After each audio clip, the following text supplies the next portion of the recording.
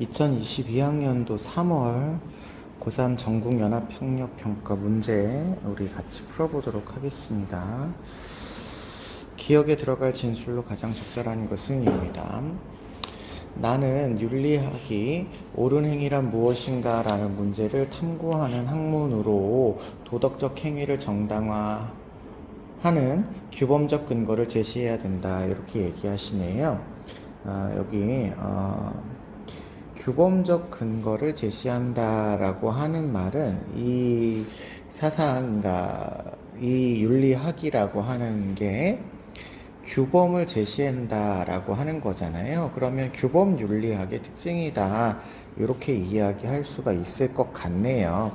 그래서 규범 윤리학은 옳은 행위가 무엇인지에 관한 어떤 규칙, 규범, 원칙, 원리, 이런 것들을 제시하는 학문이라고 보시면 되겠죠. 그래서 나는 규범윤리학자가 될 것 같습니다.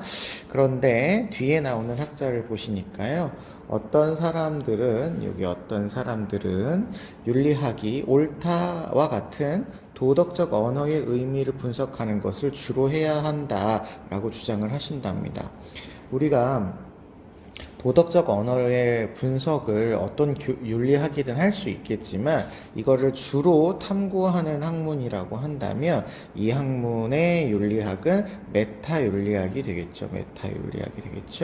그렇다라고 본다면 이들은 윤리학이 기억이라는 점을 간과한다라는 점을 이야기하시면 될 것 같네요. 메타 윤리학이 규범 윤리학의 입장에서 봤을 때 간과하는 걸 고르시면 되겠습니다. 1번, 도덕적 탐구가 학문으로서 성립 가능한가를 검토한다. 학문으로서 성립 가능한가를 검토하는 것을 주요한 학문의 대상으로 보는 것이 메타윤리학의 특징이죠. 그러니까 메타윤리학이 간과한다라고 이야기할 수가 없겠습니다. 그 다음에 2번, 도덕 규범을 당위가 아닌 사실의 형식으로 제시해야 된다, 이렇게 얘기하신다면 규범 윤리학의 입장에서 당위가 아닌이라고 하는 말을 규범윤리가 할 수 있는 표현이 아니게 되겠죠. 규범윤리학은 옳다 그르다와 같은 행위를 당위적으로 표현하는 학문이기 때문에 당위가 아닌, 이렇게 얘기할 수 없겠습니다. 3번, 도덕현상의 가치 중립적 기술을 핵심 과제로 삼는다. 위에 있는 표현이랑 똑같은데 규범윤리학은 가치 중립적인 도덕현상의 기술을 핵심 과제로 이야기하는 학문이 아니죠. 그렇기 때문에 요거는 규범윤리학에서 메타윤리학을 비판하는 내용이라고 볼 수가 없겠습니다. 4번, 도덕적 실천을 위해 보편적 도덕 원리를 정립해야 된다. 보편적 도덕 원리라는 것이 곧 규범이죠. 규범의 정립을 강조하고 있으니까 규범윤리학에 대한 성립 맞는데요. 메타윤리학은 규범 자체를 만드는 것보다는 그 규범에 사용되는 언어나 논리적인 분석을 통해서 윤리학의 학문적 성립 가능성을 검토하니까 간과한다, 이렇게 얘기할 수 있겠습니다. 정답은 4번이 되시겠네요. 4번이 정답이 되시겠습니다. 5번, 도덕적 추론의 형식적 타당성 검증을 주된 과제로 한다. 형식적 타당성 검증 할 수 있습니다. 도덕적 추론의 형식적 타당성을 검증할 수 있어요. 그런데 이걸 주된 과제로 삼지는 않죠. 보통 이걸 주된 과제로 삼는 윤리학이 메타윤리학이기 때문에 메타윤리학의 입장에서 봤을 때 간과한다라고 하는 것도 해당이 되지 않겠습니다. 그래서 정답은 4번이다, 이렇게 찾으시면 되겠어요. 2번 문제 보겠습니다. 갑을 사상가들의 입장으로 가장 적절한 것은 입니다. 갑을 보시니까요, 세상 안에서뿐만 아니라 세상 밖에서조차도 제한 없이 선하다라고 여길 수 있는 것은 선의지뿐이랍니다. 이성의 최고의 실천적 사명은 선의지의 토대를 마련하는 것이니까 선의지를 실천하는 거다, 뭐 이런 얘기네요. 이런 표현은 우리 칸트 선생님의 표현이다라는 것을 기억해 주셔야 되시겠죠. 그렇기 때문에 무조건적으로 선의지를 잘 실천할 수 있도록 해야 된다라고 하는 의무론 사상가다라는 것도 설명될 수 있을 것 같습니다.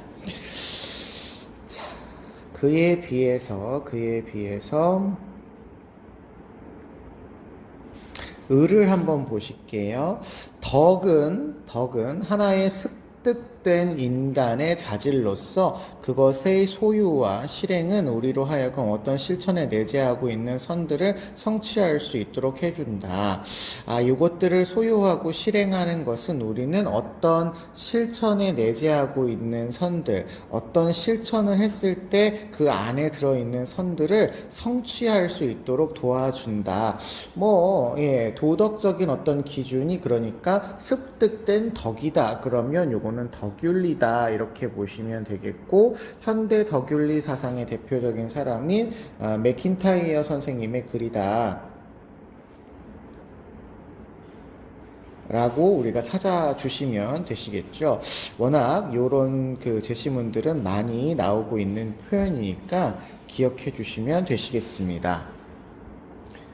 1번부터 보겠습니다. 칸트는 공동체가 추구하는 선을 따르려는 의지만이 도덕적이다. 공동체가 추구하는 선 자체가 보편화 원칙에 해당하는 것이 될 수도 있지만 그런 것들 자체가 기준이라고 이야기할 수는 없죠. 그러니까 요걸 따르려는 의지만이 도덕적이다 그런다면 칸트의 도덕 법칙에 해당되지 않을 수 있어서 이거는 도덕적이다라는 얘기에 칸트가 동의할 수 없겠습니다. 공동체가 추구하는 선은 반드시 칸트가 이야기하는 정언 명령에 해당하는 도덕 법칙과 일치하지 않으니까요. 2번, 행위의 준칙은 보편적으로 따라야 할 법칙이 될 수 있다. 그렇죠. 개별적인 개인이 세우는 도덕 법칙인 개인 행위의 준칙이 보편적으로 따라야 할 법칙, 보편화가 가능해야지만 정언 명령에 해당되고 그것이 가능하다라고 보는 분이 칸트 선생님이시니까 보편화 정식을 주장하셨죠. 그래서 2번은 정답이다. 이렇게 보시면 되겠습니다. 3번 보겠습니다. 덕윤리는 도덕적 선악은 공동체의 역사와 무관하게 판단되어야 된다. 이렇게 얘기하는데요. 덕이라는 것 자체가 공동체의 역사, 관습 이런 것들에 따라서 형성되어지는 것이죠. 무관하지 않고 그런 감정들이 쌓이고 관습이 되고 문화가 되어서 그런 것들을 통해서 어떤 가치의 기준으로 삼고 있는 것이 덕윤리 사상이라고 보시면 되겠습니다. 그래서 무관하지 않다. 이렇게 보셔야 되겠고요. 4번. 덕은 관행에 내재한 선을 성취하게 한다. 그렇죠? 우리가 왜 그런 덕을 실현하는 거야 라고 하는 것을 알 수 있게 해주는 역할을 합니다. 여기까지는 맞는 표현인데요. 타고난 성품이 아니죠. 타고난 성품이 아니라 여기 습득된 인간의 자질이라고 되어 있잖아요. 추후에 교육이나 환경이나 이런 여건을 통해서 형성하는 겁니다. 물론 그 덕을 실현할 수 있는 기질, 자질 이런 것들을 타고나지만 그 덕 자체는 형성하는 거죠. 형성. 그래서 요거는 타고난 성품이다라고 얘기하는 것이 덕윤리에 해당한 설명이라고 볼 수가 없겠습니다. 5번 갑을 모두에 대한 설명이어야 되고요. 맥락적 사고가 아닌 도덕 법칙에 따라 행위해야 된다. 이렇게 얘기하신다면 도덕 법칙에 따라 행위하는 게 바람직하다라고 칸트는 이야기할 수 있겠으나 맥락적 사고를 강조하는 덕윤리의 입장에서는 맥락적 사고가 아닌 그러시면 덕윤리가 잘못된 설명이다라고 얘기할 수가 있으셔야 돼서 5번은 답이라고 볼 수가 없겠습니다. 정답은 2번 되시겠네요. 3번 문제입니다. 다음 가상 편지를 쓴 사상가가 지지할 입장만을 보기에서 고른 것은 땡땡에게 사랑에 대한 고민이 많은 너에게 조언을 해주고 싶다. 이 부분은 사랑에 대한 문제구나 이렇게 찾을 수 있을 것 같네요. 요즘 사람들은 사랑할 줄 아는 능력을 기르려고 하기보다는 사랑을 받으려고만 하는 것 같다. 사랑할 줄 아는 능력을 기르는 게 중요하다는 얘기죠. 하지만 사랑은 수동적 감정이 아니라 능동적 활동이고 상대방의 생명과 성장에 적극적인 관심을 가지고 자발적으로 책임을 지는 것이며 착취 없이 존경하는 것이다. 그래서 가장 일반적인 방식의 사랑의 능동적 성격을 말한다. 능동적 성격. 그래서 주는 것이지 받는 것이 아니다. 이렇게 얘기를 하고 있으시니까 요거 보호, 책임, 존경 이렇게 이야기하시면서 사랑을 하는 능력을 길러야 된다. 사랑은 기술적 능력을 길러야 되는 것이고 능동적 활동으로 주는 것이다. 이렇게 얘기를 하고 계시니까요. L이 프롬이 되시겠죠. 프롬 선생님의 글이다. 이렇게 볼 수 있겠습니다. 자, 그러면 보기를 보시면요. 사랑은 상대방의 요구에 책임 있게 하는 것, 책임이죠, 책임. 그러면 요거 맞는 표현이 되겠고요. 니은 사랑은 보호와 존경을 기본 요소로 하고 있죠. 맞습니다. 보호, 존경, 책임, 이해 이렇게 네 가지가 사랑의 요소라고 볼 수 있겠죠. 디귿 사랑은 자신의 의지대로 상대방을 변화시키려는 활동이다. 그러면 요거는 내 의지대로 상대방을 변화시키니까 상대방을 존경하지 않는 것이죠. 그래서 요건 잘못된 설명이고요. 리을 사랑은 주는 행위로서 주는 행위 맞습니다. 자신의 생명을 희생해야 된다. 일방적으로 희생하는 것은 참된 의미에서의 사랑이 아닌 거죠. 개별적인 존재로서 사랑의 주체들이 존중의 대상으로 되어야 되겠습니다. 그래서 정답은 1번이라고 찾으셔야 되겠어요. 4번 문제 보겠습니다. 가불사상가들의 입장으로 가장 적절한 것은입니다. 우리는 영원한 평화를 확립하기 위해 영원한 평화, 다른 표현으로 우리가 영구 평화 이렇게 이야기합니다.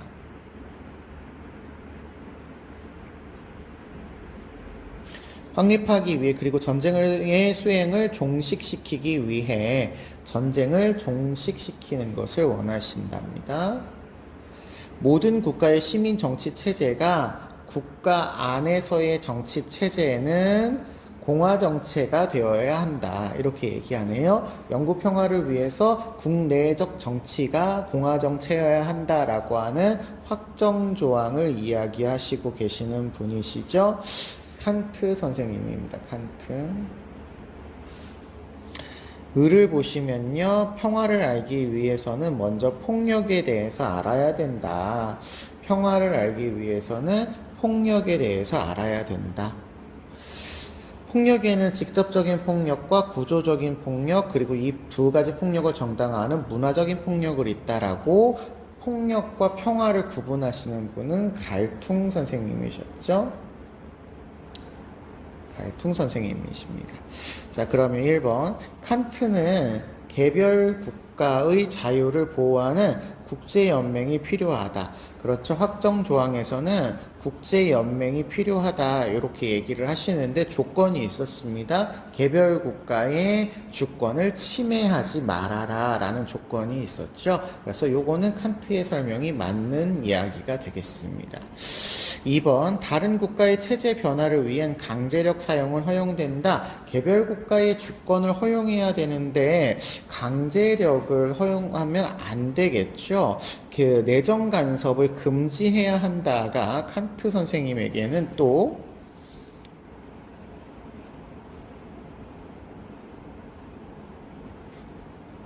예비 조항으로 나타나고 있기도 하죠. 그래서 강제적 사용은 칸트 선생님이 동의하지 않을 표현이고요. 3번 갈퉁은 비의도적으로 발생하는 폭력은 문화적 폭력에 국한된다? 아니죠. 구조적 폭력도 비의도적일 수 있고 직접적인 폭력도 반드시 의도적이지는 않을 수도 있어서 국한되지 않습니다. 4번 직접적인 폭력과 구조적인 폭력은 서로 영향을 주지 않는다? 아니지요. 폭력이 삼각형이라고 해서 직접, 구조, 문화적인 폭력은 어디에서든지 실현될 수 있으면서 서로에게 영향을 미치고 있어서 주지 않는다. 그러시면 잘못된 표현입니다. 5번 평화조약의 체결은 영원한 평화 시력을 보장한다. 자, 이 말 표현이 조금 애매하기는 합니다만 일단 칸트 선생님에게 평화조약의 체결은 여러분 필요 조건이라고 기억하시는 게 좋을 것 같아요. 필요 조건입니다. 그런데 여기서 보장한다 그러면 이게 충분하냐라고 물어보는 것이라서 칸트 선생님한테는 충분하지 않다 이렇게 이야기할 수 있어야 되겠고요. 갈퉁 선생님도 평화적 조약이라고 하는 것 자체는 어떻게 생각하면 구조적인 어떤 평화를 추구하는 것이라고 볼 수 있어서 이게 완전한 평화를 보장한다 이렇게 얘기하기는 좀 힘들 내용일 수 있을 것 같습니다. 그래서 이거는 잘못된 설명이라고 보시면 될 것 같습니다. 정답은 1번. 5번으로 보시죠. 가불병 사상가들의 입장을 나의 그림으로 탐구하고자 할 때 A에서 D에 들어갈 적절한 질문만을 보기에서 있는 대로 고른 것은 입니다. 자, 갑을 보시니까요. 이성은 없지만 생명이 있는 피조물인 동물을 폭력적이고 잔인한 장식으로 다루는 것은 자기 자신에 대한 인간의 의무와 대립된다라고 보고 있습니다. 인간이 자기 자신을 도덕적으로 만들어야 할 의무가 있는데 그 의무에 대립되기 때문에 동물을 잔인한 방식이나 폭력적으로 대우하면 안 된다를 주장하시니까요. 인간 중심주의 사상가이고요. 이런 자기 자신에 대한 의무를 강조하시는 분은 칸트 선생님이다 라고 우리가 알 수 있죠. 그 다음에 을을 보시면요. 유기체 나와 있네요. 우리 생윤에서 유기체가 나오시면 이 유기체라고 하는 표현은 인간, 동물, 식물까지라고 생각하시면 좋겠고 생명이 있는 존재라고 생각하시면 되겠습니다. 그래서 고유한 방식으로 자신의 선을 추구하기 때문에 이걸 줄여서 표현하면 고유의 선을 추구한다. 고유한 선을 추구한다. 이렇게 얘기할 수 있을 것 같습니다. 그렇기 때문에 목적론적 삶의 중심이라고 표현하네요. 그러니까 인간, 동물, 식물이 목적론적 삶의 중심이다. 이렇게 얘기하는 것과 같죠. 어떤 종을 다른 종보다 선호하는 편견은 받아들일 수 없어서 이 분의 경우에는 인간, 동물, 식물이 모두 평등하다라는 입장을 보이시고 있으시죠. 누구시냐면 테일러 선생님이십니다. 자, 그 다음에 병씨를 보실게요. 동물이 인간과 다른 종에 속한다고 해서 그들의 이익을 희생하는 것은 종차별주의다. 종차별주의는 인종차별과 다를 바 없이 부도덕하다. 그래서 동물과 인간을 종차별하지 말라 이렇게 얘기하시는 분은 싱어 선생님이시죠. 싱어 선생님의 입장이 되겠습니다. 자, 그러면 플로우 차트 문제가 되겠네요. 플로우 차트 문제 형식은 개별 사상가들을 해당되는 부분들만 비교하시면 될 것 같습니다. A 보시면 동물에 대한 폭력적인 행위는 인간의 의무에 어긋나냐 이렇게 물어보고 있으십니다.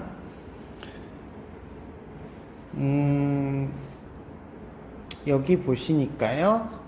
동물을 폭력적으로 하는 것은 인간의 의무에 어긋나냐 이렇게 물어보고 있는데요. 여러분 이거를 어떤 색으로 해야 되나? 인간의 의무에 어긋나냐 라고 하는 표현은요.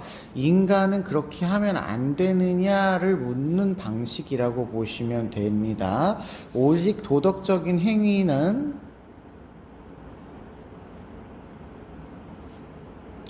행위의 주체는 모든 사상가들이 다 인간만이라고 이야기하죠. 그래서 요 말은 그런 의미로 생각을 하시면 될 것 같고 동물을 폭력적으로 대우하지 말아라 이런 이야기가 되겠습니다. 그래서 칸트, 테일러, 싱어가 모두 동의할 표현으로 기억하시면 되는데요.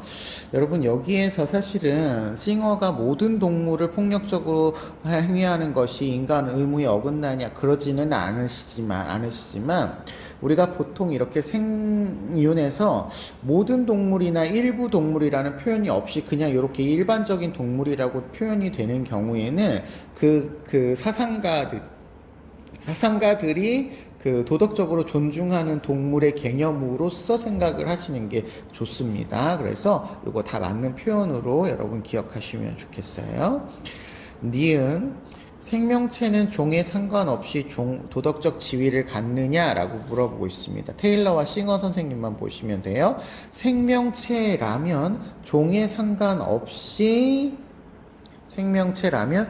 상관없이 도덕적 지위를 갖느냐 이렇게 이야기를 하고 계시니까 테일러 선생님은 당연히 동의할 수 있는 표현이 됩니다.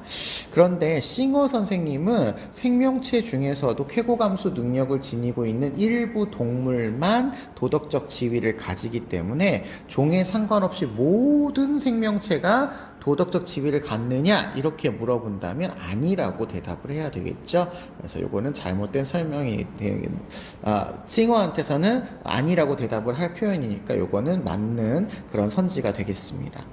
디귿 C에 들어갈 걸 고르시면 되는데 이거는 테일러만 고려하시면 되겠네요. 생명체가 고유의 선을 보호하기 위해서 간섭이 허용될 수 있느냐 이렇게 보고 있습니다. 자, 요 테일러 선생님은 일단 생명체에 대한 불간섭의 의무를 이야기를 하시는 분입니다. 그래서 불간섭의 의무니까 허용될 수 있어? 그러면 아니겠네? 이렇게 생각하실 수 있겠지만 그렇지만 어쩔 수 없는 경우, 불가피한 경우 우선성의 원리를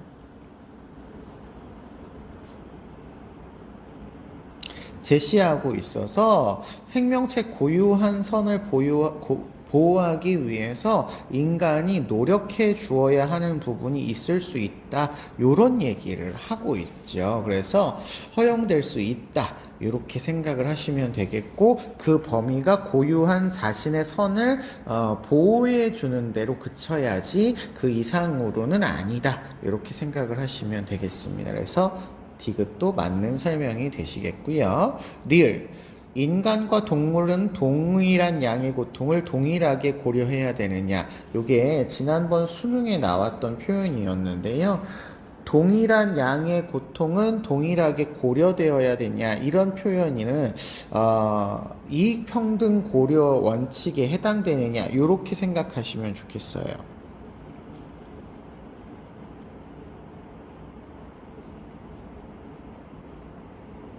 예.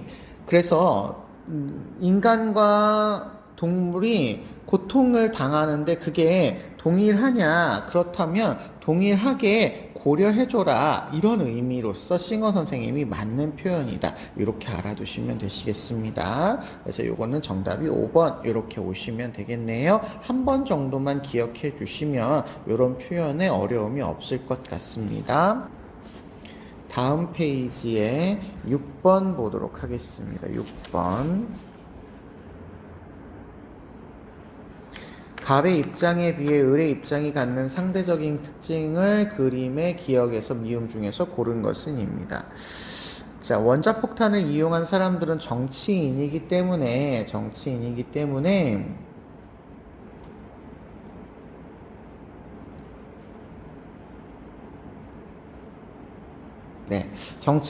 때문에 과학적 연구 결과 활용에 대한 책임은 그들은 여기서 정치인이 되시겠죠. 정치인이 져야 되고 과학자는 연구 결과로 발견한 진리를 공표할 책임만 진다. 그게 진리가 될 수 있도록 공표할 책임만 진다. 이 말은 우리가 수업 시간에 내적 책임만 진다 이렇게 이야기하는 거였죠. 내적 책임만 진다. 그래서 이 사람은 아마 오펜하이머 선생님이 될 건데요. 사람 이름은 모르셔도 되고 내적 책임만 강조했다. 요걸 기억하시면 되시겠어요. 그 다음에 을을 보시면요. 핵무기 개발이 가져올 희망보다 공포를 먼저 생각해라. 희망이 그 도덕적인 기준이 아니라 공포가 도덕적인 기준으로서 작용을 할 수 있다. 이런 얘기를 하네요. 과학자는 과학기술이 가져올 결과의 모호성과 가늠할 수 없는 파급력이 초래할 위험에 낙관적인 어떤 미래가 아니라 위험에 주목해서 과학자는 이걸 개발할지 말지를 결정해야 된다. 우리가 보통 이런 식의 어떤 그런 윤리적 기준을 정립하는 그런 원리를 공포의 발견술이라고 하죠.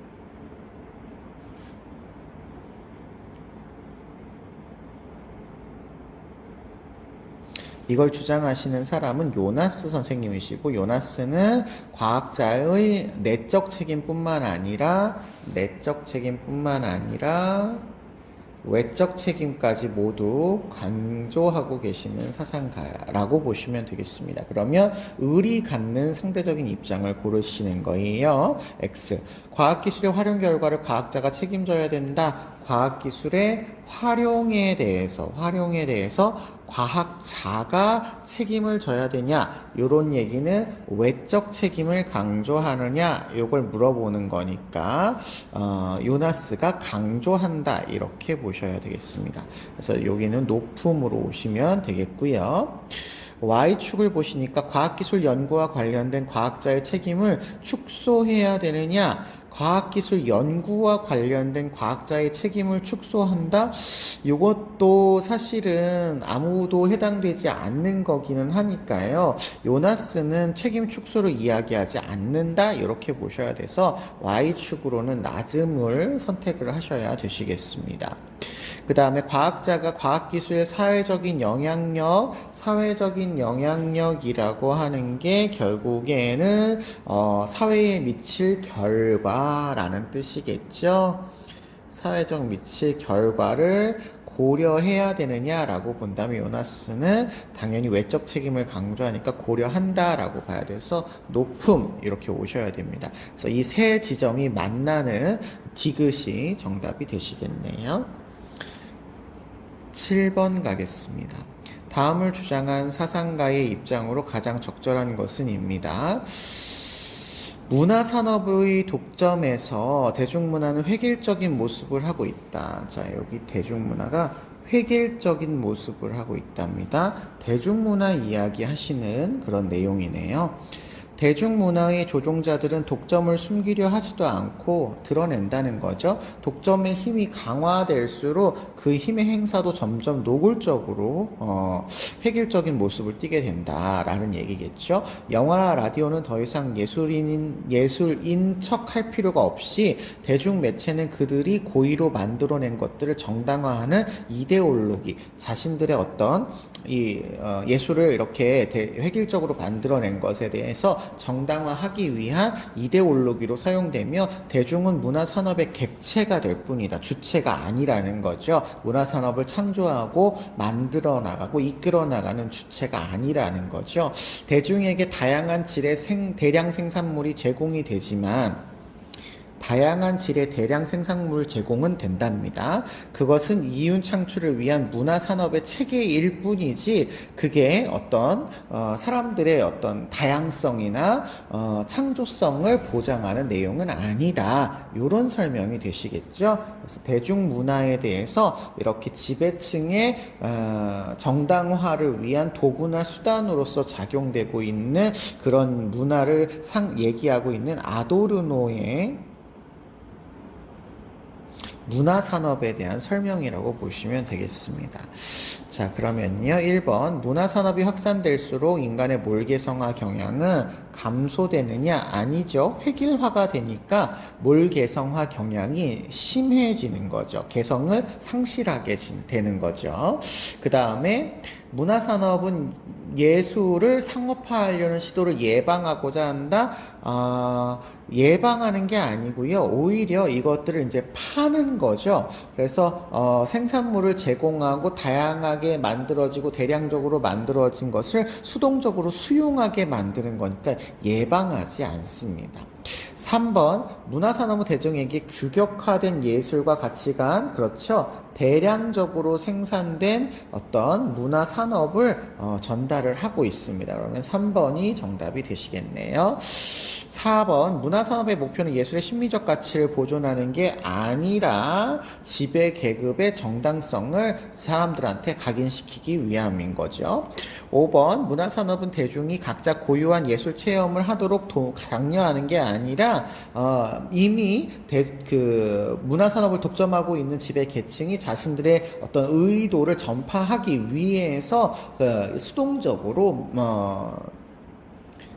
주입하고 있는 그런 상황인 거죠. 그래서 고유한 체험을 개별적으로 하도록 하지 않고 있다라는 문제점이 있다는 걸 지적하고 있는 겁니다. 그래서 3번이 정답이 되시겠어요. 8번 보겠습니다. 다음을 주장한 사상가의 입장에서 문제 상황 속에 A에게 할 수 있는 조언으로 가장 적절한 것은입니다. 이것이 있기 때문에 저것이 있고 이것이 생기기 때문에 저것이 생긴다. 이것이 없기 때문에 저것이 없고 이것이 사라지기 때문에 저것이 사라진다. 우리가 이걸 연기설이라고 하고, 연기를 보는 자는 법을 보고 법을 보는 자는 연기를 본다라고 해서 연기설이 곧 우리 사회 현상을 설명하는 법이다. 연기의 법이다. 그럼 이거는 불교가 되겠네요. 불교의 입장이다. 자, 그렇다면 문제 상황은 기업가 A는 경영난이 지속되자 폐기물 처리 비용을 줄이기 위해 공장 폐수를 무단으로 방류할지 고민하고 있으시답니다. 1번 불교는 자연과 인간의 상호 의존적인 관계를 고려해서 결정하라고 한답니다. 불교는 인간과 자연이 서로 의존적인 관계냐? 그렇죠. 이것이 있으니까 저것이 있다라고 하는 연기설의 관점에서 모든 현상은 원인과 조건에 따른 결과로 존재를 하고 있기 때문에 인간과 자연을 따로 독립적인 관계로 보지 않고 의존적인 관계로 본다. 요게 불교에서는 강조하고 있는 내용이죠. 1번이 정답이 되시겠습니다. 인트라망으로 모두가 연결되어 있다라고 보고 있어요. 2번 인간의 내재된 불성, 그쵸? 인간의 내재된 불성 좋은 거죠. 근데 왜 이거를 극복해야 될까요? 극복하지 않고요. 불성을 겉으로 드러날 수 있게 확산시키는 수련이 필요하겠죠. 3번 자연의 모든 구성원이 영원히 존재할 수 있도록 영원히 존재한다라는 말은 불교에서 쓰지 않죠. 모든 현상은 변하고요. 변하는 현상에는 고정된 실체가 없죠. 이렇게 보셔야 됩니다. 그래서 요거는 잘못된 설명이고요. 4번 인간이 우월한 존재로서의 지위를 지닐 수 있도록 아니죠. 왜 인간만 우월할까요? 동양의 자연과는 인간과 자연이 서로 조화와 균형을 이루면서 살아가는 것을 강조하고 있기 때문에 이렇게 우월한 존재로 파악한다는 서양식의 관점을 갖지는 않습니다. 5번 인간 이외의 존재도 독립된 실체를 유지할 수 있도록 아니에요. 모든 존재는 독립적인 실체를 지니고 있지 않고 상호 의존적이다. 이렇게 이야기하셔야 되겠습니다. 그래서 정답은 1번이 되시겠네요. 9번 문제 보도록 하겠습니다. 9번 보시죠. 9번 보시겠습니다. 갑을 사상가들의 입장으로 적절한 것만을 보기에서 있는 대로 고른 것은입니다. 자, 갑을 보시니까요. 지능에 따른 분배 원리는 정형적인 원리이다. 이런 원리는 차별적인 소유 권리를 창출하는 과거 행위를 전혀 고려하지 않는 점에서 비역사적이다. 그러니까 이 정형적인 원리는 이 갑의 입장에서 봤을 때 비역사적인 권리이고 과거 행위를 고려하지 않는 것으로 차별적인 소유 권리를 창출하지 못한다. 이렇게 보고 있는 거죠. 그러면 노직 선생님의 관점에서 지능에 따른 분배와 같은 정형적인 원리를 비판하고 계시는 표현이다라고 생각해 주시면 되시겠습니다. 노직 선생님이시죠, 노직. 을을 보시면요. 지능과 같은 천부적 재능의 분포 얘기하네요. 공동의 자산 생각하고 이러한 분포로 인한 사이 이익을 함께 나누어 가질 수 있는 정의의 원칙이 필요하다. 이렇게 얘기하시는 분은 롤스 선생님이시죠. 천부적 재능이 온전히 개인의 소유로만 이렇게 받아들이는 게 아니라 그 분포에 있어서 차이가 나는 부분을 공동의 자산으로 생각을 해서 모두에게 이익이 되도록 나누어 갖는 정의의 원칙을 강조하고 계시니까 롤스 선생님이라고 볼 수가 있겠습니다. 자, 그럴 때 기억을 보시면 노직은 천부적 자산과 그것을 이용하여 얻은 정당한 소유물에 대해서는 배타적 권리를 갖는다. 그렇죠? 노직 선생님은 천부적 자산, 개인의 소유물이고요. 이것을 이용해서 정당하게 소유를 했다면 이라고 하는 거는 여기가 이미 정당한 과정으로 소유물이라고 표현했으니까 정당하게 그 결과물로서 소유가 이루어졌다라는 이야기죠. 그런 경우에라면 정당한 과정을 겪어서 나타난 소유물에 대해서는 절대적이고 배타적인 권리를 갖는다라고 표현한다면 노직 선생님이 맞겠죠. 그 다음에 을을 보시면 롤스 선생님은 천부적으로 타고나는 것은 부정의하다고 할 수 없다. 그렇죠? 부정의한 도덕적인 어떤 판단을 이야기하는 것이 아니라 임의적이거나 그냥 우연한 사실인 거죠. 사실. 이거를 도덕적으로 평가할 수 있는 것은 아니다. 이렇게 보시면 되시겠습니다. 디귿 을은요, 개인은 사회적 협동의 공정한 체제의 규칙에 따라 얻은 모든 것에 대한 권한을 갖는다. 이게 말 표현이 좀 어렵게 되어 있습니다만 사회적 협동의 공정한 체제 규칙, 이거는 쉽게 이야기하면 정의로운 사회를 위한 체제 규칙으로서 정의의 원칙이라고 생각하시면 될 것 같아요. 정의의 원칙이 적용되는 사회가 사회적 협동 체제라고 보고 있으니까요. 그런 사회가 공정하다라고 본다면 정의의 원칙이 적용되는 사회 체제를 이야기하는 거니까 이 규칙은 정의의 원칙이다. 이렇게 보시면 되겠습니다. 정의의 원칙에 따라서라고 하면 이 절차를 잘 따랐다면 그 절차에 대해서 얻는 것은 권한이 있느냐 이렇게 얘기를 하는 거니까 당연히 공정한 절차를 따랐을 때는 그 결과물에 대해서 소유 권리를 갖죠. 그래서 이것도 다 정답이라고 보실 수 있겠습니다. 맞는 답이다 이렇게 보시면 되시겠습니다.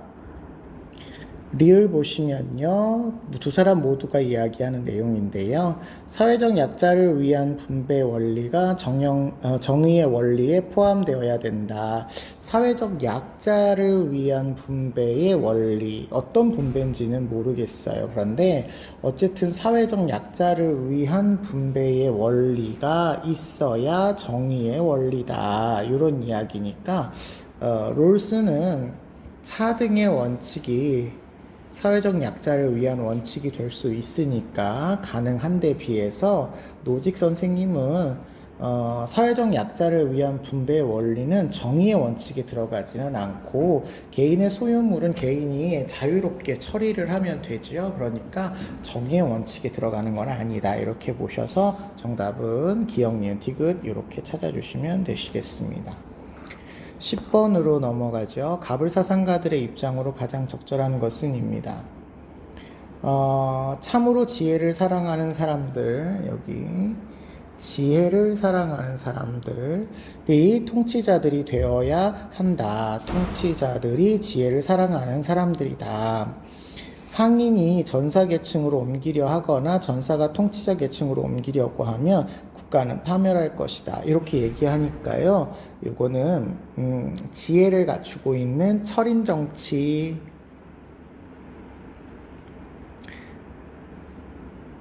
이상적인 정치라고 주장하시는 플라톤 선생님이 되시겠는데, 플라톤 선생님은 지혜를 가지고 있는 사람들이 통치자가 되어야 되고 상인이 전사 계층으로 옮기려 하거나 전사가 상인 계층으로 통치자 계층으로 옮기려 하면 안 된다라고 해서 각각의 맡은 역할을 충실하게 해야지 자유롭게 직업을 선택할 수가 없다. 역할 분담을 해야 된다. 이런 얘기를 하고 계십니다. 그 다음에 을을 보시니까요. 어질고 능력이 있으면 순서를 기다리지 않고 등용한다. 어진 것과 능력이 등용의 기준이 되네요. 그러면 우리가 어질다. 그러면 한문으로는 인하다. 이렇게 표현하죠. 그러면 인이라고 하는 도덕성을 바탕으로 해서 그런 것들에 관련된 능력이 있다면 등용을 한다라고 보니까 유교의 관점이다 이렇게 생각해 볼 수 있을 것 같고요. 두 번째 줄에 보니까 서인의 자식이라도 학문에 힘쓰고 행실이 바르면 예를 쌓아 본성을 극복해서 관리가 될 수 있답니다. 자, 예를 쌓아서 여기 또 예가 나왔으니까 인의예지라는 도덕성이 쌓여야 된다 이런 얘기고요. 학문에 힘쓰는 것 이런 걸 강조하시죠. 그런데 중요한 포인트가 본성을 극복하면이라고 되어 있으니까요. 본성이 좋지 않기 때문에 극복해라 이런 이야기를 하겠죠. 그러면 유교 사상가 중에서 본성이 나쁘니까 변화시켜야 된다를 주장하신다면 순자 선생님 되시겠습니다. 자, 그렇다면 1번 보시죠. 통치자들만 공동생활을 해서 공익을 추구해야 되느냐? 자, 여기 통치자들은 당연히 공동생활을 해야 되고 그리고 공익을 추구해야 되죠. 그런데 여기서 통치자들만 그러면 안 되고요. 통치 계급 이렇게 얘기를 해야 돼서 통치자 플러스 수호자 이렇게 이야기하실 수 있어야 돼서 1번이 잘못됐다 이렇게 찾아주실 수 있겠습니다. 그 다음에 2번 각자 자신의 성향에 맞는 한 가지 직분에 충실해라. 그렇죠.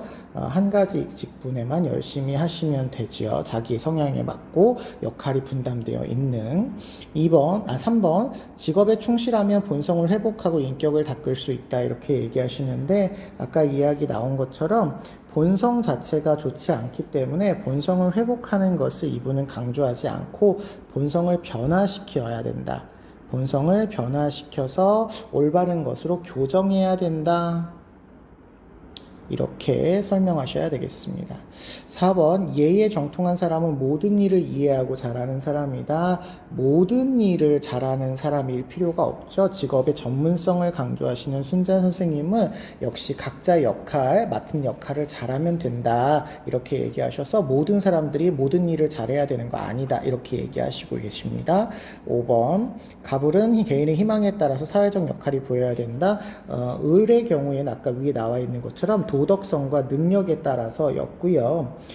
플라톤의 경우에는 개인이 타고난 성향이 어떠냐에 따라 그 사람이 얼마나 노력했느냐 뭐 이런 것들에 따라 있는 거죠.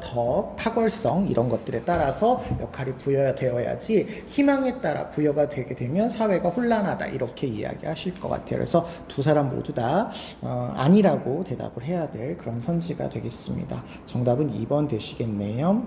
11번 보겠습니다. 다음을 주장한 사상가가 긍정의 대답을 할 질문으로 가장 적절한 것은 입니다. 긍정의 대답을 해야 되겠네요. 고도로 조직화된 산업사회에서는 재력이 없으면 평판도 얻을 수 없다. 평판 왠지 중요할 것 같네요. 근데 재력에서 평판은 나온다. 재력을 과시하여 평판을 얻기 위한 수단은 여가와 재화의 과시적 소비랍니다. 과시적 소비를 물어보고 있는 것 같네요. 사람들은 평판을 효과적으로 얻으려면 불필요한 사치품에 돈을 써야 된답니다. 사치품에 돈을 써야 한다. 오로지 계속 보시면 오로지 필수품을 소비하는 것만으로는 의미가 없어서 과시적 소비를 하게 되고 이 과시적 소비는 최하층, 하층민에서도 과시 소비하고 싶은 욕망을 없애지 못한다라고 이야기하시는 우리 과시 소비의 대표적인 사상가 베블런 선생님의 과시소비의 특징을 이야기하고 계시는 것 같습니다. 자, 긍정의 대답을 할 질문을 고르시라는 거죠. 과시소비는 하층 계급에서 상층 계급으로 확산되는가? 과시소비는 위에 있는 상층 계급이 먼저 자신들의 재력이나 지위를 이렇게 표현하기 위해서 과시소비를 하면 그것이 기준이 돼서 아래에 있는 계급에게로 전파가 되는 겁니다. 그래서 기준은 상층 계급이다. 이렇게 보셔야 되겠고요. 2번 사회 전체의 부가 늘어날수록 과시소비는 감소되냐 이렇게 이야기하는데요. 오히려 사회 전체의 부가 늘어나도 나는 이 명성을 갖고 있어 라고 하는 과시소비가 늘어나야 정상이죠. 늘어나게 된다라고 보고 있습니다. 그 다음에 세 번째, 모든 계층에서 평판을 높이려는 과시소비가 나타나냐. 그렇죠. 최하층에서조차도 자신들의 명성을 높이려고 하는 이런 욕구를 참을 수가 없다. 그래서 과시소비가 나타난다라고 보고 있습니다. 3번이 정답이고요. 4번. 자기 보존 본능은 과시적 소비의 주된 경제적 동기가 되는가? 여기 필수품을 소비하는 것만으로는 아무 의미가 없다. 그러니까 자기 보존 본능이라고 하는 것과 과시 소비 사이에서 주된 경제적인 동기는 사실 더 과시적 소비가 크다. 이런 이야기를 하고 있는 거죠.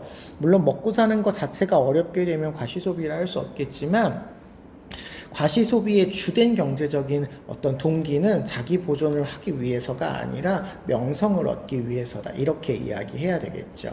5번 필수품 소비는 유한계급이 재력을 과시하는 유용한 방법이냐? 아니죠. 필수품을 소비하는 것은 아무런 의미가 없기 때문에 유한계급은 재력을 과시하기 위해서 명품이나 이런 것들을 소비한다. 이렇게 보고 있으시죠? 그래서 이거 잘못된 표현이고 정답은 3번이다 라고 찾아주시면 되시겠습니다. 12번 문제로 넘어가시죠. 그림은 서양 사상가 가불의 가상대화이고요. 가불의 입장으로 적절한 것을 골라라 되어 있습니다. 예술작품 얘기가 나오네요. 예술작품은 좋은 곳에서 불어오는 미풍처럼 젊은이들에게 좋은 영향을 주어야 된답니다. 예술 작품 자체로서의 어떤 미적 판단을 가지는 것이 아니라 젊은이들에게 좋은 영향을 주는 것으로 가치를 지니고 있기 때문에 이거는 도덕주의적인 경향이다. 이렇게 볼 수가 있겠습니다. 계속 보시면요. 예술작품이 젊은이들에게 어릴 때부터 자기도 모르는 사이에 아름다운 말을 담게 하고 사랑하고 공감하도록 이끄는 역할을 해야만 된다. 이렇게 보고 있으니까 예술이 이런 아름다움이나 도덕성을 위한 수단으로서 사용해야 된다. 이렇게 표현을 하고 있어서 도덕주의를 설명하는 그런 내용이라고 보시면 되겠고, 이런 표현을 하시는 대표적인 사상가는 플라톤 선생님이시죠.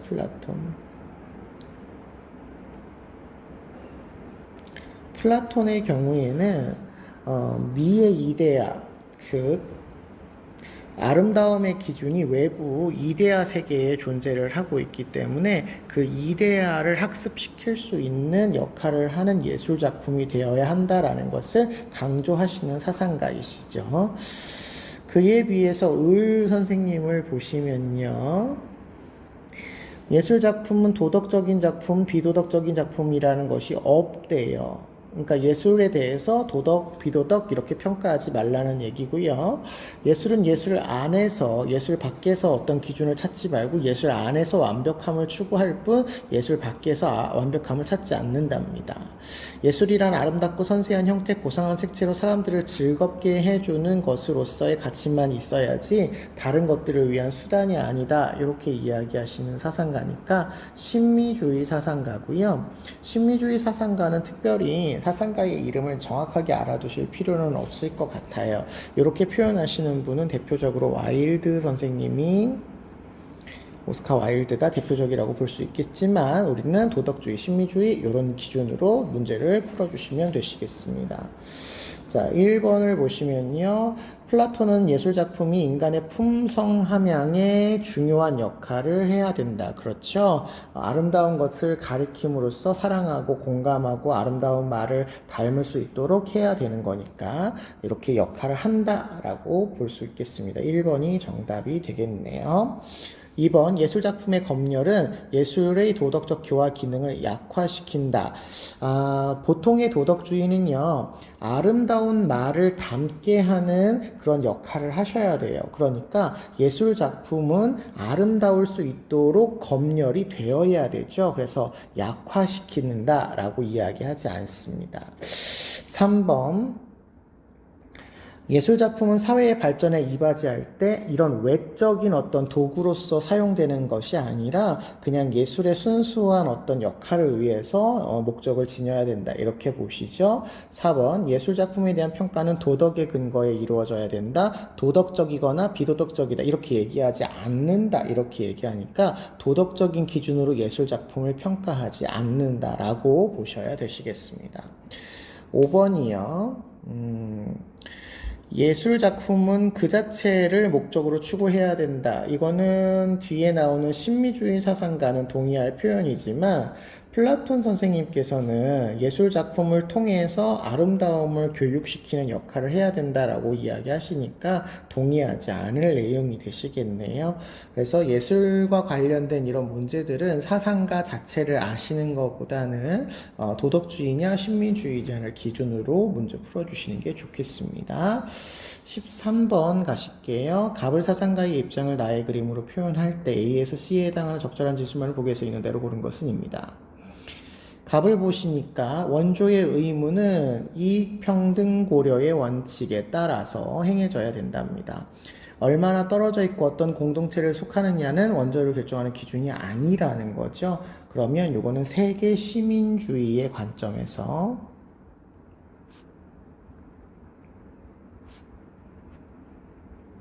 모든 사람들의 이익을 평등하게 고려하는 것이 해외 원조의 기준이다. 이렇게 보시는 분이니까 싱어 선생님의 입장이라고 찾아볼 수가 있겠습니다. 을을 보시면요. 원조의 의무는 합당하게 정의로운 자유적 만민과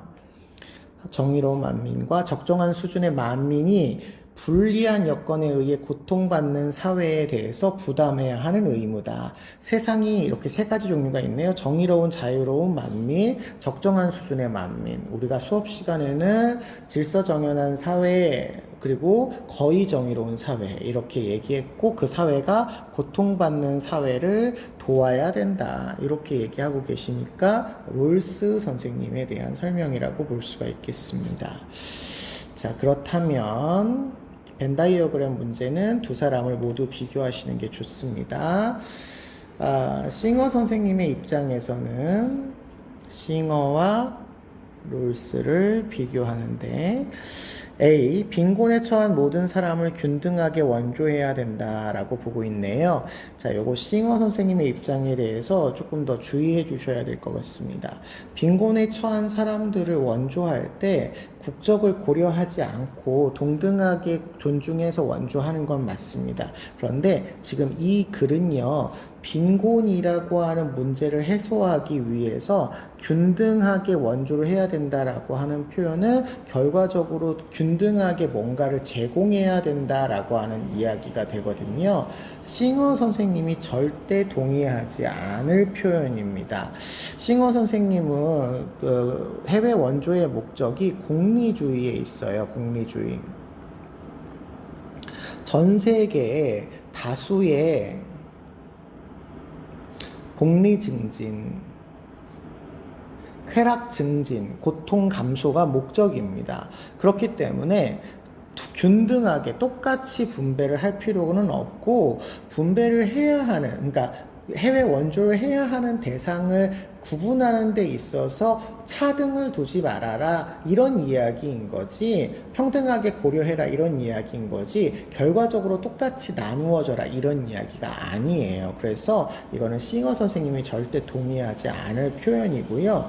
롤스 선생님의 입장에서도 해외 원조의 목적 자체가 빈곤을 해소하기 위한 게 목적이 아니라 고통받는 사회가 질서 정연한 사회의 일원이 되도록 도와주는 역할을 하는 것이라서 균등하게 원조할 필요가 없다 이렇게 얘기하실 수 있을 것 같습니다. 그래서 가불 사상가가 모두 동의하지 않을 얘기고요. 비선지 보시면요. 싱어는 원조할 때 원조 대상국의 정치 상황을 고려해야 되느냐 이렇게 얘기를 하는데요. 자, 일단은 싱어 선생님의 입장에서는 맞다 이렇게 생각을 해주시면 좋겠어요. 싱어 선생님의 경우에는 최대다수 최대 행복을 달성하기 위해서 그 사람들의 상태가 어떤지를 볼 수 있다 이런 얘기거든요. 정치 상황이 괜찮으면 원조를 할 때 어떻게 원조를 할 것인가가 결정이 되기 때문에 고려해야 한다라고 할 때 동의할 수 있는 표현이다 이렇게 보실 수가 있겠고요. 롤스 선생님의 입장에서는 당연히 정치 체제가 고통받고 있는 사회인지를 고려해서 결정을 해야 되기 때문에 고려한다 이렇게 보셔야 되시겠습니다. 그래서 B는 맞는 선지가 되실 거고요. 그 다음에 디귿 보겠습니다. 원조의 주체는 원조 대상국에게 강제력을 행사하면 안 된다. 자, 요거 싱어의 입장에서도 맞고요. 롤스 입장에서도 맞는 표현입니다. 요것도 뭐 싱어 선생님의 입장에서도 당연히 도와주는 그런 대상은 강제로 행사를 하게 되면 고통이 증가한다 이렇게 생각을 하시면 되시겠어요. 그러니까 강제력을 행사하는 것에 대해서 좋아하지 않으실 거고요. 롤스 선생님도 그 나라가 원조를 받는 대상국이 스스로가 문제를 해결할 수 있도록 도와주는 것이 목적이지 국권주의적이거나 온정주의적인 간섭을 하지 않아야 된다라는 것을 원칙으로 두고 있어서 두 사람 모두가 동의할 내용이다라고 생각하시면 되겠습니다. 리을, 질서정연한 사회는 지구적 분배 정의의 원칙에 따라서 원조해야 된다 이렇게 얘기하네요. 지구적 분배 정의의 원칙을 강조하는 것을 싱어 선생님이십니다. 싱어 선생님. 그러니까 전 세계의 사람들에게 똑같이 고려해서 원조를 해야 된다. 이게 세계 시민주의의 관점을, 제가 색깔을 잘못 썼어요. 세계 시민주의의 관점을 다르게 표현한 거다. 이렇게 생각하시면 되겠어요. 그래서 싱어는 동의할 수 있지만 롤스는 지구적 분배가 아니라 국제적인 차원에서의 회화 원조가 이루어져야 된다 이렇게 이야기하셔야 정답이 될 것 같습니다. 그래서 X 정답은 니은과 디귿을 고르는 3번이 정답이라고 보시면 되겠어요. 14번 가겠습니다. 가불의 입장으로 가장 적절한 것은 입니다. 통일 문제네요. 남북의 분단 비용 중 국방비가 큰 비중을 차지한답니다. 국방비가 분단 비용. 남북은 모두 경제 규모 대비 적정 수준 이상의 국방비를 지출하고 있는데 남북이 통일된다면 국방비를 줄일 수 있어서 통일 비용에 대해서도 부담을 줄일 수 있다. 이렇게 얘기한답니다.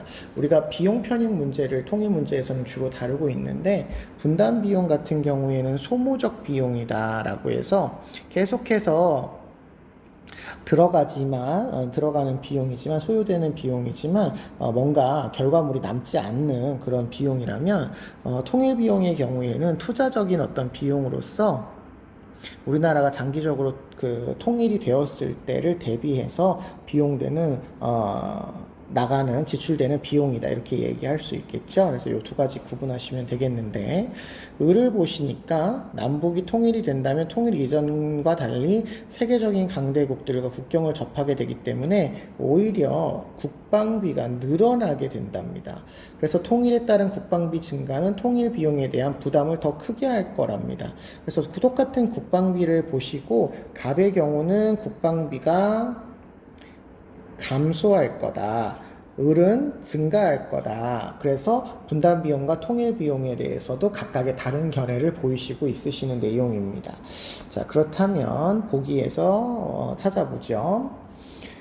갑은 통일 편익이 북한이 아닌 남한 지역에서만 발생한다. 여기 보시면요. 남북이 모두 나타나는 거라고 되어 있죠. 그래서 아닌 잘못된 설명이네요.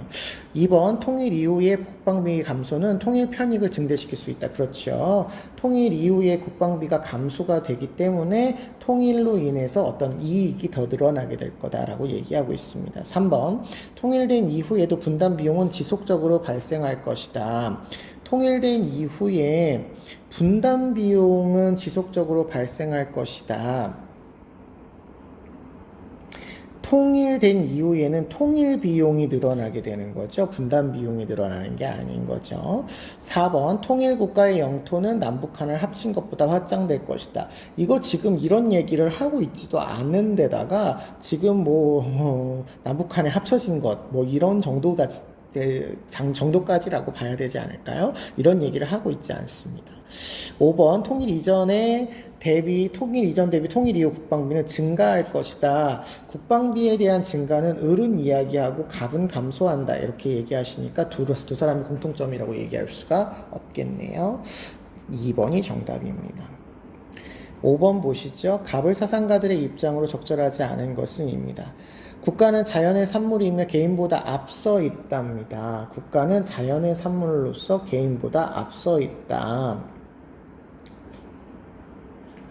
자연의 산물, 개인보다 앞서 있고 개인은 전체의 부분이랍니다.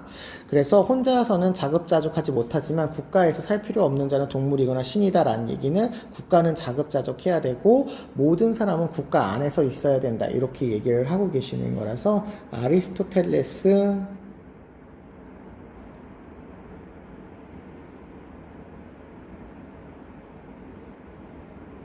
에 대한 국가관에 대해서 설명하고 있는 표현이다라고 생각해 주시면 되겠습니다. 을을 보시니까요. 국가는 사람들이 비교적 평화로운 자연 상태를 벗어나 생명, 자유, 재산을 보존하기 위해서 만들었어요. 자연의 산물이 아니라 만들었습니다. 특히 생명과 자유, 재산을 보존하기 위해서 만들었다 그러면 사회계약설 여기 자연 상태를 설정을 하고 계시죠. 근데 자연 상태가 평화롭다 이렇게 얘기하려면 로크 아니면 루소 선생님이 되어야 되겠죠. 홉스는 만인에 대한 만인의 투쟁 상태다 라고 이야기하시니까요. 그런데 보니까 최고 권력인 입법권은 이러한 목적으로 신탁된 권력이다 라고 해서 입법권을 신탁해서 만들었다. 보통 이렇게 표현하시는 분은 개인의 권리를 국가에게 일부 양도해서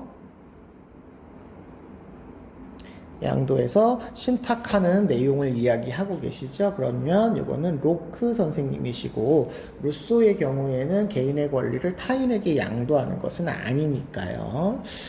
자, 1번 보시면 아리스토텔레스는 국가는 행복 실현하는 가장 포괄적인 공동체, 그렇죠. 가장 큰 공동체, 특히 아리스토텔레스는 처음 만나는 공동체가 이제 가정이고, 이 가정보다 조금 더 큰 공동체는 시민사회, 그리고 이 시민사회보다 조금 더 완벽하고 이상적인 공동체로 제일 포괄적인 공동체인 국가가 등장한다. 이렇게 보고 계시고 있으십니다. 1번이 맞는 거네요.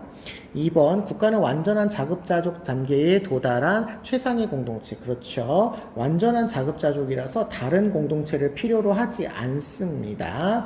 3번 로크는 국가는 공정한 재판관과 집행관의 역할을 수행해야 된다. 그렇죠. 공정한 재판관과 집행관의 역할을 수행해가지고 그 국민들 사이의 분쟁을 해결해주는 역할을 해라. 이런 얘기를 하시죠. 4번 국가는 국민의 생명과 재산을 자의적으로 다루면 안 된다. 그렇죠. 자기 마음대로 다루면 안 되고 국가는 국민의 생명과 재산을 보호해주기 위해 신탁된 권력의 한도 안에서 다루어야 되겠죠. 자의적으로 다루면 안 안 된다 했으니까 맞는 표현이네요. 5번 국가 질서는 통치자가 절대 권력을 가져야 유지가 된다. 갑도 아니고 을도 아니죠. 예. 갑의 경우에는 민주주의를 지향을 했고요. 을의 경우에도 절대 권력을 가져야 된다는 홉스의 입장은 아니시니까요. 잘못된 설명이다. 이렇게 이야기하시면 되겠습니다. 오히려 그 철인 정치를 주장했었던 플라톤의 경우에는 절대적인 어떤 권력이 통치자에게 있는 것처럼 표현을 하는데요. 아리스토텔레스의 경우에는 민주주의를 지향한다고 보시면 되겠습니다. 16번 갑을 사상가들의 입장만을 보기에서 있는 대로 고른 것은입니다. 사람도 잘 섬기지 못하면서 어떻게 귀신을 섬길 수 있겠으며 삶에 대해서 알지 못하면서 어떻게 죽음에 대해서 알지 못하냐. 사람과 삶이 더 중요하다라는 현세 중심적인 관점을 보이시고 있으시죠? 이런 입장을 보이시는 분은 우리가 공자 선생님 이라고 알고 계시고, 요거 삶과 죽음이니까요. 사람 그렇게 구별하지 않고도 문제를 풀 수 있으니까 유교다 이렇게 보시면 되겠습니다. 을을 보시니까 진이는 삶을 기뻐할 줄도 모르고 죽음을 싫어할 줄도 모른다. 삶과 죽음을 차별하지 않는다라는 뜻이네요. 삶의 시작을 꺼리지도 않고 삶의 끝을 바라지도 않고 의연히 가고 의연히 온다. 자연스럽게 가고 자연스럽게 온다라고 하는 자연을 강조하시는 분이시고, 진인을 이상적인 인간으로 보고 계시니까 장자 선생님의 이야기인데 우리는 도가의 설명이다라고 보고 문제를 푸시면 되겠습니다. 자, 기억력. 유교는 도덕적인 삶보다는 사후세계에 관심을 갖는다? 아니죠. 사후세계보다 현세에 중심적으로 설명을 하고 있으시죠. 죽은 사람에 대한 애도는 예에 맞게 표현해야 된다. 애도를 강조하시는 게 유교죠. 특히 예에 맞는다 라는 말이 결국은 도덕성에 맞는다 이런 거니까 도덕성을 강조하는 유교에서 강조하는 내용이라고 볼 수 있겠습니다. 디귿입니다. 생사를 분별하는 태도에서 벗어나서 도에 따라라. 그렇죠. 생사를 구별하지 말고 분별하지 말고 요거 맞고요. 도에 따라라. 그러면 요것도 맞는 설명이 되겠네요. 갑을 모두는요, 리을, 내세 행복을 위해서 선한 행위를 반복해야 된다. 유교에서도 내세 이야기하지 않으시고요. 도가에서도 내세를 이야기하지 않으십니다. 특히 도가에서는 선한 행위와 악한 행위를 구분하는 거 자연의 입장에서 보면 의미가 없다고 이야기하시고 있기 때문에 두 사람 모두가 해당되지 않는 표현이에요. 그래서 정답은 3번으로 찾아주시면 되시겠습니다. 17번으로 넘어가겠습니다. 갑을병 사상가들의 입장에서 서로에게 제기할 수 있는 비판을 나의 그림으로 표현할 때 A에서 F에 해당하는 내용으로 적절한 것만을 보기에서 있는 대로 고른 것은입니다. 갑을 보시면 형벌의 남용은 인간을 개선시키지 못한답니다. 남용하지 말아야겠네요. 그런데 종신노역형만으로도 가장 완강한 자의 마음을 억제시키기에 충분한 엄격성을 지니니까 더 엄격한 형벌은 효과가 없다. 종신노역형이 좋다라고 이야기하는 베카리아 선생님이 되시겠죠. 형벌의 본질적으로 해악이다. 이런 걸 직접적으로 표현하시는 분은 벤담이라고 말씀을 드렸습니다. 계속 보시면 공리의 원리를 주장을 하세요. 형벌의 근거나 실효성이 없는 경우, 유익하지 않거나 불필요한 경우 형벌은 부적합하니까 실효성, 즉 공리의 원칙에 부합하는 상태에서만 형벌이 행해져야 된다. 이렇게 보고 계십니다. 병을 보니까 형벌은 사법권의 이념으로서 도덕 법칙에 따라 의욕되는 바이고 범죄와 보복은 동등해야 되며 형벌의 질과 양은 보복법에 따라서 결정되어야 된다. 그러면 응보주의를 설명하고 계시는 거고, 응보주의에 따라서 형벌이 집행되어야 됨을 강조하시는 사상가는 칸트 선생님이다. 이렇게 찾아볼 수가 있겠습니다. 자, 그러면 화살표 문제네요. 화살표 문제 이쪽으로 보고 풀게요. 화살표 문제에서 지금 갑은 베카리아, 을은 벤담, 병은 칸트 선생님의 입장입니다. 자, 기억 보시면 AF예요. AF면 베카리아가 벤담과 칸트를 비판하는 내용입니다. 사형은 사회계약에 어긋나는 부적절한 형벌이다. 그렇죠. 베카리아는 사회계약과 공리주의를 모두 이야기하면서 사회계약에 어긋나기도 한다. 이렇게 얘기할 수 있겠습니다. 그런데 벤담 선생님은 사회계약에 대해서 이야기하지 않으시는 분이니까 간과한다. 이렇게 얘기할 수 있겠고, 칸트 선생님도 부적절한 형벌이 아니라고 보기 때문에 간과한다. 이렇게 동의할 수 있어서 기억은 맞는 표현이 될 수가 있겠습니다. 니은 B하고 D네요. 벤담 선생님이 나머지 두 사람을 비판하는 내용입니다. 형벌은 최대한 최대 행복을 지향해야 된대요. 공리주의 관점이래요. 그러면 벤담 선생님이 맞죠? 그런데 베카리아 선생님도 공리주의라서 베카리아가 간과하지 않는다. 그렇게 보셔야 돼서 니은은 틀렸다. 이렇게 보셔야 되겠고요. 칸트 선생님은 최대에서 최대 행보를 지향하지 않으니까 간과하겠죠. 그 다음에 C하고 E인 거 보니까 칸트 선생님이 두 사람을 비판하는 내용입니다. 사형은 범죄자의 인간의 존엄성을 보호하기 위한 형벌이다. 그렇죠. 칸트 선생님은 사형을 집행하는 게 살인자의 인격을 존중하는 형벌이다. 이렇게 얘기를 합니다. 그런데 벤담 선생님은 살인자의 인격 존중하는 형벌이 아니라 사회적인 이익을 위해서 하는 거다. 이렇게 보니까 간과한다 얘기할 수 있겠고요. 베카리아 선생님은 사형제도에 아예 반대하니까 당연히 그렇지 않다라고 얘기하셔야 돼서 간과한다. 이렇게 볼 수 있겠습니다. 리을 D하고 F입니다. D하고 F면 벤담과 베카리아가 칸트를 비판하는 내용입니다. 형벌이 방지할 해악이 형벌의 해악보다 작아야 된다 이렇게 되어 있는데 방지할 해악이 형벌의 해악보다 커야 되겠죠. 형벌이 방지할 해악이 형벌의 해악보다 커야 된다. 그래야 형벌을 집행을 하지요. 그래서 둘 다 이거는 아니다 라고 얘기하셔야 되니까 기억 디귿만 정답이라고 생각하시면 되겠습니다. 18번 보시죠. 가 입장에 대한 나의 설명 제기할 수 있는 비판으로 적절한 것은 가 입장에 대해서 나 입장에서 제기할 수 있는 비판입니다. 가를 보시니까요. 뇌사자가 죽음의 기준이 되어야 된대요. 왜냐하면 뇌사자는 인간으로서의 고유한 활동을 할 수 없고 뇌사자가 장기 이식을 하게 되면 더 많은 생명을 살릴 수 있기 때문에 뇌사를 죽음으로 인정해야 된다고 보고 있습니다. 그러면 뇌사에 찬성하는 입장이고요. 그 이유가 인간으로서의 고용한 활동을 할 수 없고 장기 이식을 할 수 있기 때문이다. 이렇게 보고 있습니다. 그에 비해서 나를 보시니까요. 뇌사가 죽음의 기준이 될 수 없답니다. 뇌사자라도 심폐 기능이 아직 유지되고 있으면 죽은 게 아니래요. 뇌사자를 죽은 사람으로 보고 장기 이식을 하면 생명의 존엄성을 해칠 수 있어서 생명의 존엄성을 보장하려면 뇌사를 반대해야 된다. 이런 입장입니다. 그러면 뇌사를 반대하는 입장에서 비판하는 내용을 고르시면 되겠습니다. 1번 유용성을 극대화하기 위해 뇌사의 인정이 필요하다를 강조하시면 이거는 공리주의에 대한 설명이 되겠죠. 공리주의. 그러면 뇌사의 찬성 입장이 되시겠네요. 필요함을 얘기하지 않으셔야 되겠고요. 2번 뇌사자를 죽음으로 인정하면 사회적 선이 실현된다. 역시 공리주의에서 뇌사자를 찬성하는 입장이 되시겠고요. 3번 뇌 기능의 상실이 죽음을 판단하는 유일한 기능이다. 이렇게 이야기하시는 분은 아무도 없으시죠. 뇌사의 죽음을 인정을 해야 된다는 것을 가가 이야기는 하지만 이게 유일한 기준이다. 이렇게 얘기하지는 않습니다.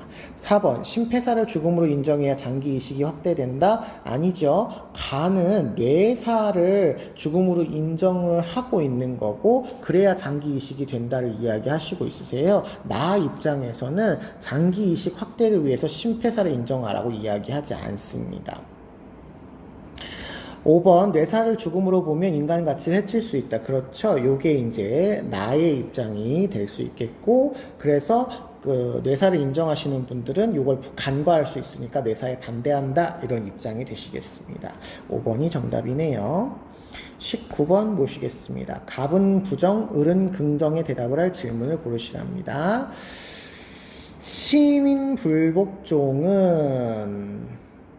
시민불복종은 평등한 자유의 원칙과 공정한 기회균등의 원칙에 현저하게 위배되는 법과 정책을 대상으로 해야 되고 효과적인 호소가 되도록 계획해야 된다. 이렇게 얘기하고 있으시니까 평등한 자유의 원칙, 공정한 기회균등의 원칙을 이야기하시는 롤스 선생님이 이야기하는 시민불복종을 이야기하고 있네요.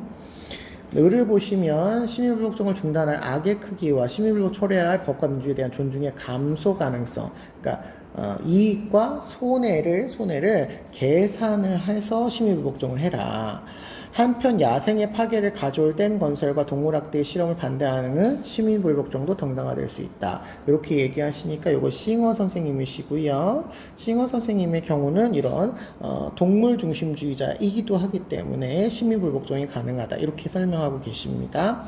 자, 갑은 부정의 대답을 해야 되고요. 을은 긍정의 대답을 해야 될 그런 질문을 고르시면 되겠습니다. 1번 시민불복종은 다수를 위협하고 강제하려는 위법행위인가? 롤스 선생님은 위협하려고 하는 수단이 아니다 이렇게 얘기를 하고 있어요. 그래서 잘못됐고 위법행위라는 거에는 동의를 하겠죠. 싱어 선생님도 마찬가지로 다수를 위협하신다면 시민불복종이 아니고 다수에게 어떤 이익을 가져와야지만 시민불복종이라고 보시면 되겠습니다. 2번 시민불복종은 민주주의 원칙에 대한 거부를 전제로 한다. 롤스 선생님은 민주주의를 존중하는 것이 정의의 원칙을 존중하는 것이니까 민주주의의 원칙을 거부가 아니라 존중해야 된다 이렇게 얘기하셔야 돼서 X. 싱어 선생님도 민주주의라고 하는 것이 다수결로 운영되는 공리주의를 반영한 원칙이라고 보고 있어서 거부가 아니라 존중입니다. 존중. 그래서 둘 다 부정의 대답을 할 내용이고요. 3번 시민불복종의 대상에서 제외되는 정의롭지 못한 법이 있느냐? 둘 다 있죠. 둘 다.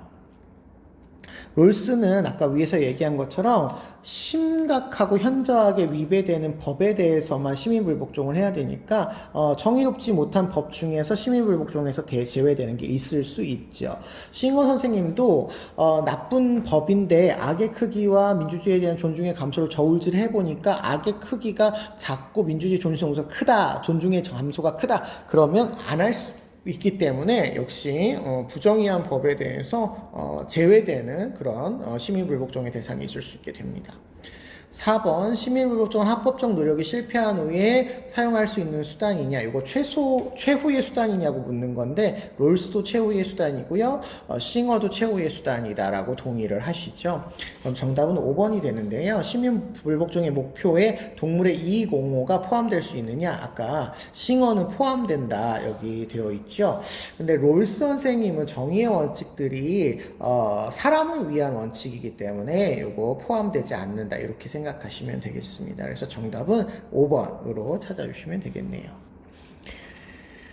20번 토론의 핵심 쟁점을 골라라. 토론의 핵심 쟁점은 보통 여기 아닙니다를 전후로 보시면 돼요. 아닙니다 전에 보시면 여기 알 권리를 존중하고 디지털 유산을 유익하게 활용할 수 있도록 모든 디지털 유산을 유족에게 상속해라 이렇게 얘기를 했는데 갑은 모든 디지털 유산을 상속하는 것은 사망자의 사생활 침해와 이칠 권리를 침해하는 거래요. 그래서 사망자가 공개한 디지털 유산만 제한적으로 유족에게 상속해라 이렇게 얘기하고 있습니다. 그러면 갑은 이칠 권리나 사생활 보호를 강조하고 을은 알 권리를 존중해서 디지털 유산을 모두 상속할 거냐 제한적으로 상속할 거냐가 토론의 핵심 포인트라고 보시면 되겠습니다. 그러면 모두 상속할 거냐 일부만 상속할 거냐 여기에 포인트를 두시면 되시기 때문에 4번 모든 유산을 상속해야 되느냐 이게 쟁점이다 라고 찾으시면 되시겠습니다. 이런 내용들은 가볍게 여러분이 풀어주시면 될 것 같습니다. 지금까지 3월 모의고사 전반적으로 풀어보았는데요. 이게 아마 여러분이 고3에 처음 올라와서 보시는 시험들이어서 다소 낯설고 힘든 부분들이 많이 있었을 겁니다. 그런데 이제 전반적으로 공부를 하다 보게 되면 우리가 그렇게 어렵지 않게 문제는 해결할 수 있는 그런 상황이라고 알 수 있겠고요. 그 중에서도 9번의 정의 문제라든지 10번의 플라톤, 그리고 뭐 13번의 해외 원조 문제라든지, 그리고 15번의 그 국가와 시민의 윤리 문제, 이런 부분이 조금 다소 어려운 부분이 있었으니까 추가적으로 보충해서 공부해 주시면 좋겠습니다. 여기까지 마무리하겠습니다. 수고하셨어요.